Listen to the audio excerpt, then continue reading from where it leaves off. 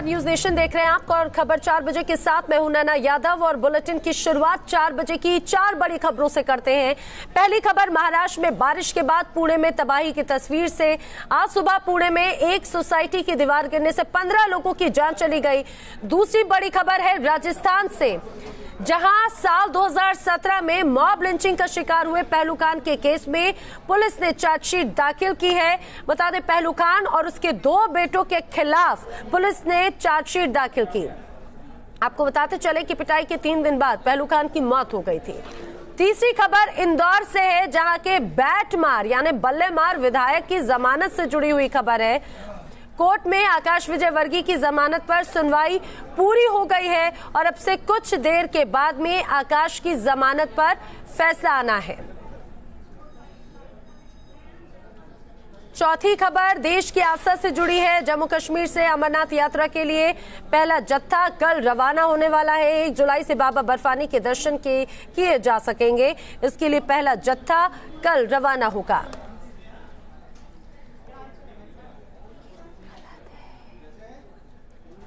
तो राजस्थान सरकार ने पहलू खान और उसके बेटे के खिलाफ गैर कानूनी तरीके से मवेशी ले जाने के आरोप में चार्जशीट दाखिल की है। बता दें, जिस तरह से पहलू खान का ये पूरा मामला सामने आया था, 3 दिन बाद पहलू खान की मौत हो गई थी।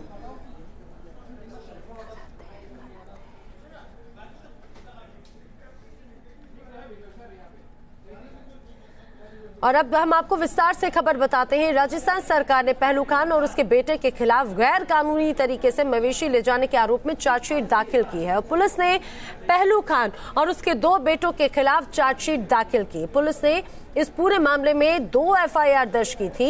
एक एफआईआर पहलू खान की हत्या के मामले में 8 लोगों के खिलाफ थी, तो दूसरी बिना कलेक्टर की अनुमति के मवेशी ले जाने पर पहलू और उसके परिवार के खिलाफ हुई थी। दूसरे मामले में पहलू खान और उसके 2 बेटों के खिलाफ अब चार्जशीट दाखिल की गई है। पहलू खान की अप्रैल 2017 को कुछ कथित गौ रक्षकों ने जमकर पिटाई कर दी थी, जिसके 3 दिन बाद पहलू खान की मौत हो गई थी।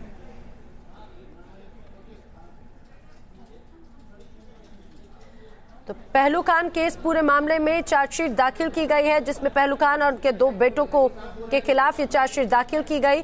वहीं चार्जशीट पर जिस तरह से सवाल खड़े किए गए, उसको लेकर कुल मिलाकर मुख्यमंत्री ने स्पष्ट किया कि जो भी दोषी होगा कार्रवाई जरूर की जाएगी। पुलिस की चार्जशीट सामने आई, इसके बाद कांग्रेस सवालों के घेरे में आ गई है। हालांकि सीएम गहलोत का कहना है कि अगर दोबारा जरूरत पड़ी तो मामले की जांच की जाएगी। पहलू खान की जो घटना है, उसके लड़के और उसके भाई ये परंपरागत रूप से ट्रेडिशनल हैबिचुअल ऑफेंडर थे और अब इसके लड़के और भाई हैं। और ये पहलू खान गौ तस्करी लगातार करता आया और संलिप्तता इसमें, इसलिए मैंने ये बात बोली थी। और जहाँ तक गौरक्षकों पे या विश्व हिंदू परिषद बजरंग दल पे आरोप लगाया गया, गलत था। आम जनता ने गौ तस्करी की गाड़ियाँ पकड़ी थी और आम जनता ने इनको रोका, तो ये पहलू खान वहाँ से भाग छूटा। इसलिए जनता ने कहा एक तो तुम गलती करो और फिर भागते हो, तो इस कारण से ये घटनाक्रम हुआ। अब जो भी हुआ, लेकिन ये तो तय है कि मैंने जो कहा वो 100% सच निकला। अब पुलिस, राजस्थान पुलिस और चार्जशीट दायर कर रही है दोबारा पहलू खान, उसके भाई और लड़कों के खिलाफ। देखिए, पहलू खान के मामले में पहले तो किसी को दोषी ही नहीं मान रही थी वहां की पुलिस। किसी को दोषी नहीं, एक आदमी की हत्या हो गई, उसकी मौत हो गई, वो मर गया, लेकिन उसमें कोई दोषी ही नहीं था। कोई मॉब लिंचिंग नहीं हुई, कुछ नहीं हुआ उसके साथ, ऐसा राजस्थान की पुलिस कह रही थी। अब जिसकी हत्या हुई उसी को आरोपी बना दिया गया। वहाँ पर कांग्रेस की सरकार है, गहलोत जी की सरकार है, उनको चाहिए कि इस पूरे मामले की पुनर्विवेचना कराएं, पुनर्जांच कराएं और रीइन्वेस्टिगेशन करा के इसके सच को सामने लाया जाए। जो लोग दोषी हैं उनको सजा मिलनी चाहिए। अब जब ये केस चार्ज पेश हुआ है तो हमारा काम देखने का तफ्तीश किस प्रकार की हुई है। अगर तफ्तीश में गड़बड़ पाई गई तो हम वापस तफ्तीश करवाएंगे उसकी। मुख्य बात यह है, बाकी ऐसा कुछ नहीं कि कांग्रेस गवर्नमेंट ने कोई अपना स्टैंड बदल दिया हो। कांग्रेस पार्टी का स्टैंड पूरे मुल्क में जो राहुल गांधी जी की हमेशा भावना रही है ऐसे तत्वों को जो कानून को तोड़ते हैं, गौवंश के नाम पर हत्या कर देते हैं, उसको पूरा मुल्क कंडेम करता है और हम ऐसे मुलजिमों को छोड़ने वाले नहीं हैं। गहलोत साहब का हमेशा का दोहरा चेहरा है। जब पीलू खान पे हमला हुआ था तो यही कांग्रेस के लोग उसको कंडेम किए।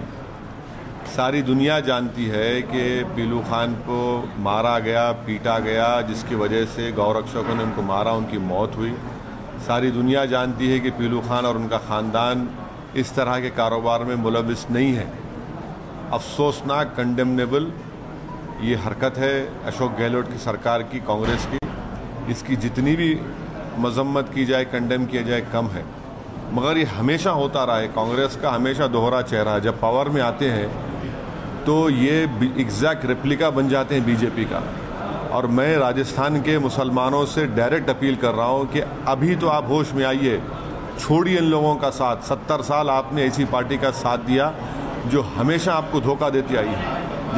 जब अपोजिशन में रहते हैं तो आप लोगों से मगरमच्छ के आंसू बहाते हैं, और जब जैसा उनको सत्ता मिलती है तो जो काम बीजेपी मुकम्मल नहीं करी उस काम को मुकम्मल करते हैं।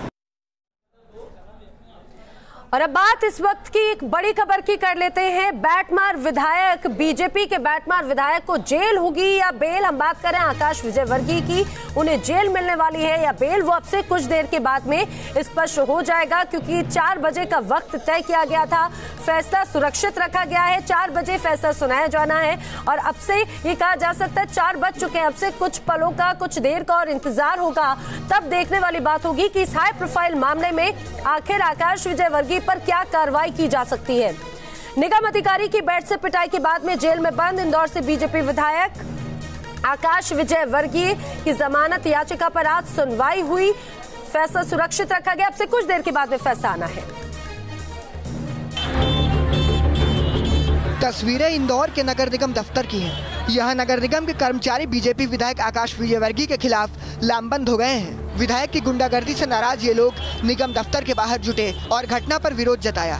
आपको बता दें कि बुधवार को आकाश विजयवर्गीय ने अवैध निर्माण तोड़ने गए निगम के अधिकारियों से मारपीट की थी। उन्होंने बैट से निगम कर्मचारियों पर हमला बोल दिया था। कि यही तरीका सही है। आप बताओ, आपके पास कोई दूसरा तरीका हो तो वो अपना लेंगे हम। इस मामले में आकाश विजयवर्गीय के साथ 10 दूसरे लोगों के खिलाफ मामला दर्ज किया गया। बाद में पुलिस ने आकाश को समर्थकों के साथ गिरफ्तार कर लिया। अदालत से भी आकाश को राहत नहीं मिली। कोर्ट ने उनकी जमानत याचिका खारिज करते हुए उन्हें 11 जुलाई तक के लिए जेल भेज दिया है। बीजेपी के दिग्गज नेता कैलाश विजयवर्गीय के बेटे आकाश पर सूबे की सियासत उबल पड़ी है। कांग्रेस के वरिष्ठ नेता दिग्विजय सिंह ने ट्वीट कर आकाश के बहाने बीजेपी को कटघरे में खड़ा किया। उन्होंने लिखा, हमें बीजेपी में सिखाया जाता है पहले आवेदन, फिर निवेदन और फिर दनादन। क्या इससे साफ नहीं होता कि बीजेपी को तो न नियम पर, न कानून पर, न संविधान पर विश्वास है। वही बीजेपी इस मुद्दे पर बोलने से बच रही है, लेकिन इस घटना ने कांग्रेस को बीजेपी पर हमला करने का मौका जरूर दे दिया है, जिसे हाथों हाथ लेकर कांग्रेस के नेता दनादन वार कर रहे हैं। Team news nation. और जब आकाश विजयवर्गीय से पूछा गया ये तरीका सही है तो बाकायदा बहुत बेबाकी से कहते हैं कि दूसरा कोई तरीका हो तो वो भी बता दीजिए। ये एक तरह से गुंडागर्दी की तस्वीर सामने आई, लेकिन कहा जा सकता है अब से कुछ देर के बाद में फैसला आएगा। वो क्या होगा वो भी हम आपको दिखाएंगे। फिलहाल रुक कर लेते हैं अगली खबर का। दिल्ली से सटे ग्रेटर नोएडा से रोड रेज के चलते मारपीट का मामला सामने आया। 2 गुटों में जमकर हाथापाई हुई। हाई प्रोफाइल सोसाइटी के बाहर ये हंगामा होता रहा। कुछ देर के लिए मारपीट का अखाड़ा ये पूरा सोसाइटी का इलाका बन चुका था।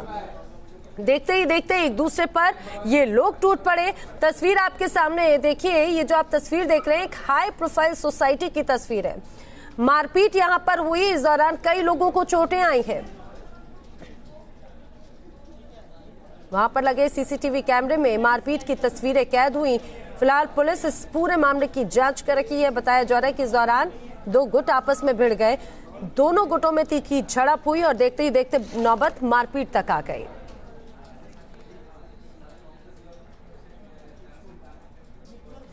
अब अगली खबर बाबा बर्फानी की। जी हां, अब दर्शन में अब ज्यादा वक्त नहीं है बाबा बर्फानी के। जम्मू में बड़ी संख्या में यात्री पहुंच चुके हैं। कल पहला जत्था दर्शन के लिए रवाना होगा। सोमवार से अमरनाथ यात्रा शुरू होने जा रही है। बेस कैंप में भक्तों का भारी हुजूम है।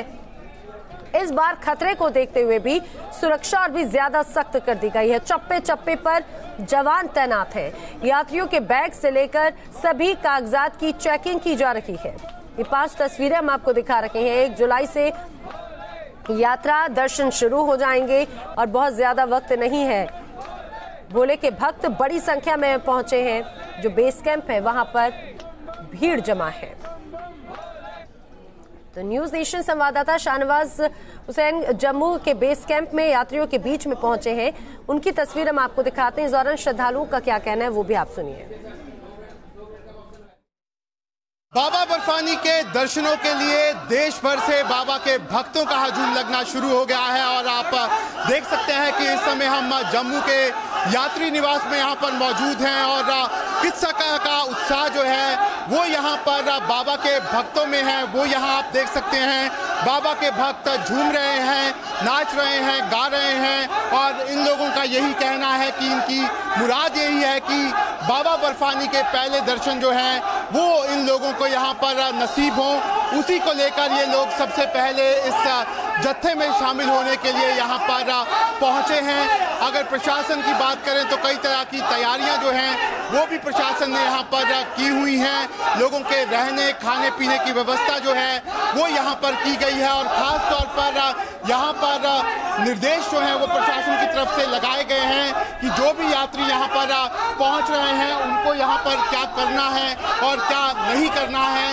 खास तौर पर अगर यहाँ पर यात्रियों को कोई भी संदिग्ध चीज़ मिलती है, कोई भी संदिग्ध आदमी दिखता है तो उसकी जानकारी जो है वो उनको यहाँ पर देनी है। और उससे पहले लेकिन किस तरह से लगातार यहाँ पर बाबा के भक्त जो हैं वो झूम रहे हैं, नाच रहे हैं। उन्हीं से बात कर लेते हैं। आप मुझे बताइए कहाँ से आए हैं आप? और हम बिहार से आए हैं। बहुत उत्साह है आप लोग? हम बिहार से आए हैं। बहुत बाबा बर्फदानी का दर्शन करने जा रहा है। हम लोग बहुत खुशी से है।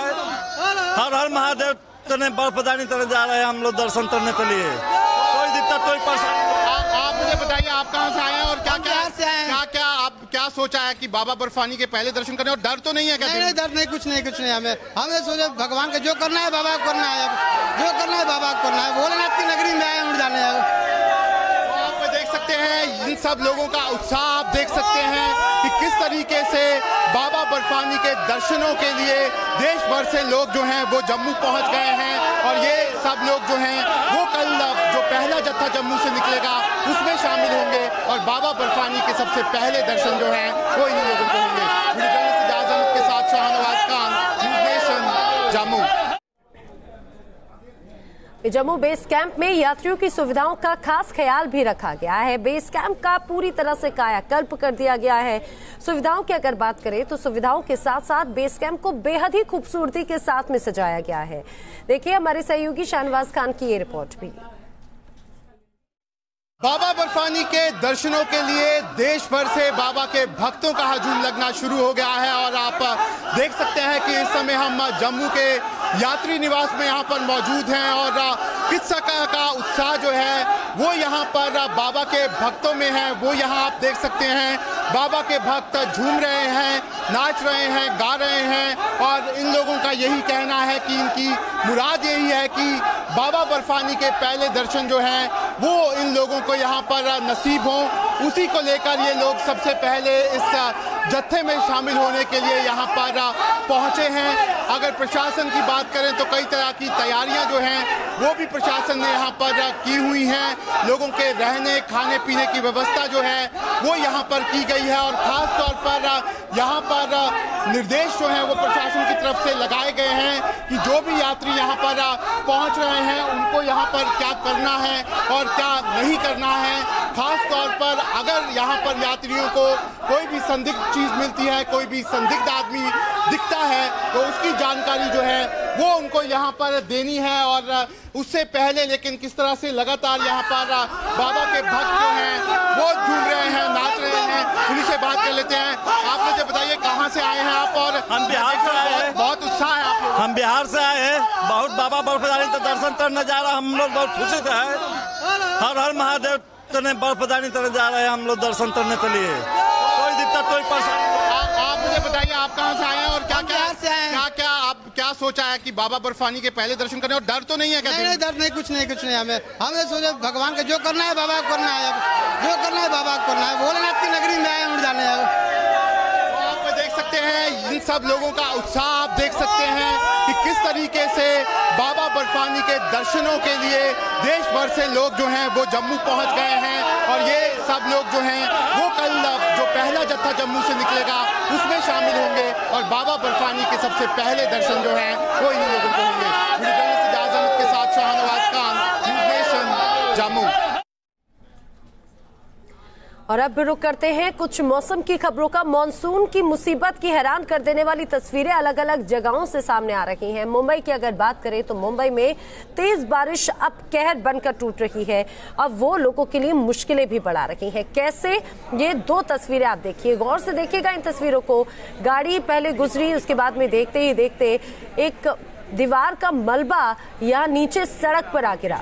देखिए गाड़ी गुजरती है, जैसे ही गाड़ी उस इलाके से गुजरती है, देखते ही देखते दीवार का मलबा किस तरह से सड़क पर पूरी तरह से आ जाता है। वहां पर कई गाड़ियां खड़ी हुई थी। 25 फीट ऊंची दीवार अचानक से उन गाड़ियों पर गिर जाती है। ये हादसा तेज बारिश की वजह से हुआ है। भारी बारिश की वजह से दीवार कमजोर हो गई थी और भरभरा कर गिर गई। गनीमत ये रही कि इस हादसे में किसी तरह की जनहानि नहीं हुई। तो मुंबई में दीवार गिरने से हादसा हुआ है।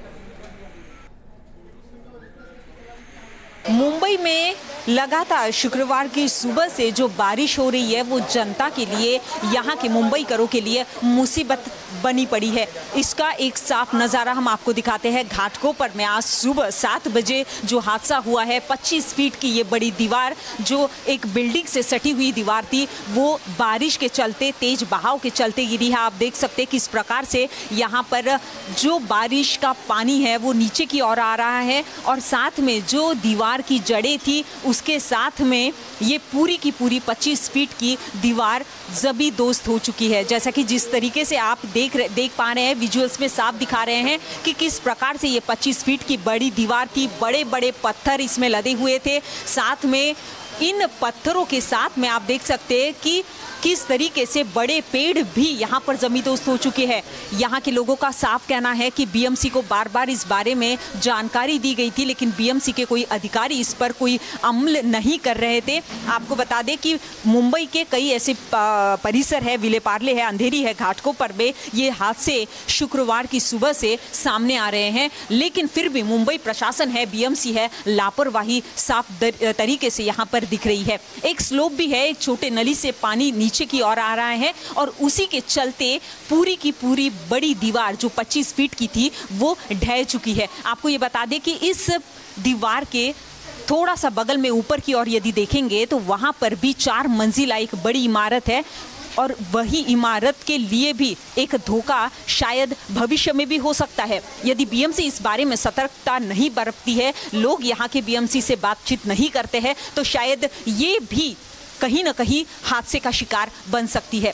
यहाँ पर साफ तरीके से बता देना चाहते हैं कि किस प्रकार से, किस तरीके से मुंबई की बारिश लोगों के लिए मुसीबत बनते जा रही है।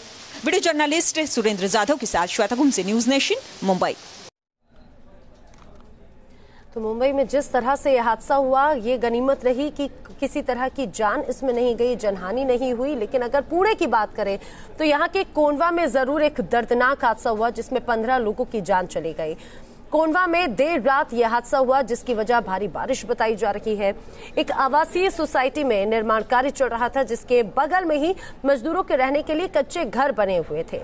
पार्किंग से लगा हुआ इमारत का एक हिस्सा यहां पर गिर गया, जिसमें यह हादसा हुआ। 15 लोगों की जान इस हादसे में चली गई।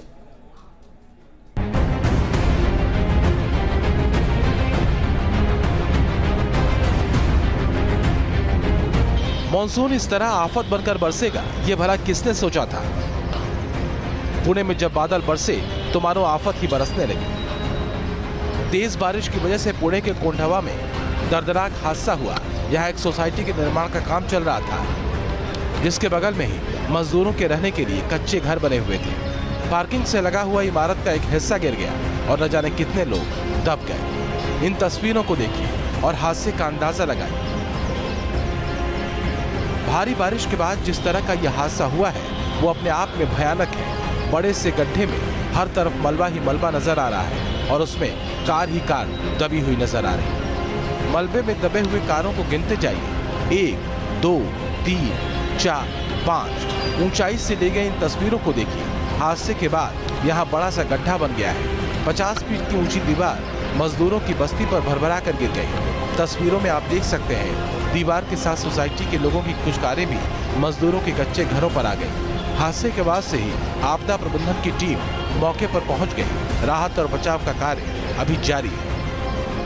आज सुबह लगभग 1:30 से 1:45 के बीच में जो बिल्डिंग है अल्कॉन स्टाइलिस, इसकी बाउंड्री वॉल है, बाउंड्री वॉल प्लस इसकी रिटर्निंग वॉल लगभग 60 फीट नीचे गिर गई।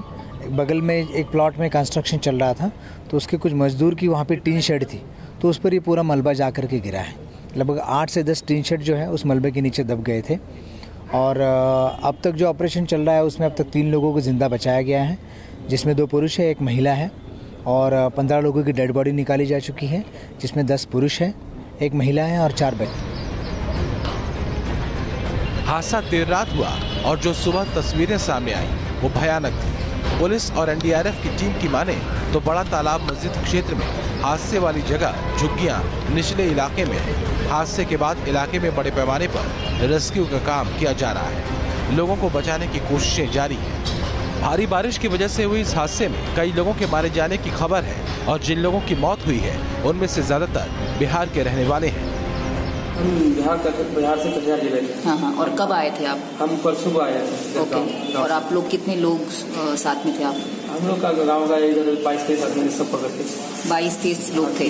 आप कहाँ रहते थे? झोपड़ी में हम सब रहते। तो कितने घर नीचे आ गए? ये नीचे इसमें अपना 8 झोपड़ा गए, 8 से 9 झोपड़ा गए। ओके। और 8 से 9 घर पूरे दब गए पूरे। और कितने लोग थे उसमें? उसमें हम लोग 18 लोग। 18 लोग थे। फिलहाल इस हादसे की जांच के आदेश दे दिए गए हैं। क्यों आपण किया है आणि त्याच्यानंतर सायमल्टेनियसली सेपरेट टीम बैठा है तो उसके बारे में कोणतं कारण आहे ते शोधण्यासाठी तर कारण स्पष्ट हो गया, उसके ऊपर कार्रवाई हो जाएगी। मुख्यमंत्री देवेंद्र फडणवीस ने भी इस हादसे पर दुख जताया है, लेकिन सवाल यह है कि क्या इतने बड़े हादसे के जिम्मेदार लोगों पर कोई कार्रवाई की जाएगी। Team news nation. असम की तस्वीर हम आपको दिखाते हैं। असम में सैलाब का कहर देखा जा रहा है। यहाँ पर भी भारी बारिश हुई जिसकी वजह से असम के झाबुआ सहित कई इलाके भारी बारिश के बाद में आए सैलाब में पूरी तरह से डूब गए। तस्वीर आपके सामने है। हालात ये हो गए हैं कि इस इलाके में अंतिम संस्कार के लिए सूखी जमीन भी लोगों को नहीं मिल रही। लोग बताते हैं कि इस इलाके में हर साल बाढ़ आती है, लेकिन इससे निपटने के लिए प्रशासन की ओर से हर बार की तरह इस बार भी कोई तैयारी नहीं है।